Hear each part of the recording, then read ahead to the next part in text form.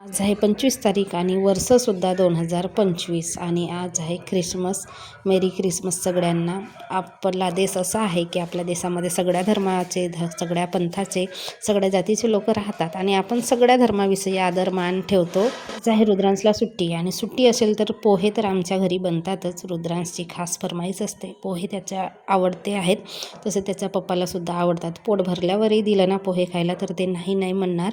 पोहे करून घेतलं, ते आपल्या कामावर निघाले. रुद्रांश पण आता टी व्ही वगैरे बघतो की खेळतो आणि मी पण फरशी पुसायला घेतलं, कारण माझी पण सकाळची कामं चालली होती आणि सुट्टी असल्यामुळे जरा उशिराच उठली होती, त्याच्यामुळे कामं पण जरा लांबली होती. मध्ये वरण भात पोळी आणि भाजी केली होती. भाजी वालाच्या शेंगाची केली होती आणि वरण तर करावंच लागतं आम्हाला एक टाईम. सकाळी नाही केलं तर संध्याकाळी, संध्याकाळी नाही केलं तर सकाळी. स्वयंपाक वगैरे किचन ओटा आवरायला घेतला तर सगळ्यात आधी किचन ओटा पुसून घेतला. तसं तर मी किचन ओटा काही भरवत नाही. मला सवय अशी आहे की थोडं जरी सांडलं तर हाताला चटका लागला तरी चालते, पण मी पुसून घेते वेळेवर. त्याजवळ एक कापडच असते, त्याच्यामुळे आपला किचन ओटा तेवढा घाण दिसत नाही. नाहीतर मग ना घाण झाल्यावर त्याकडे बघायची इच्छा होत नाही.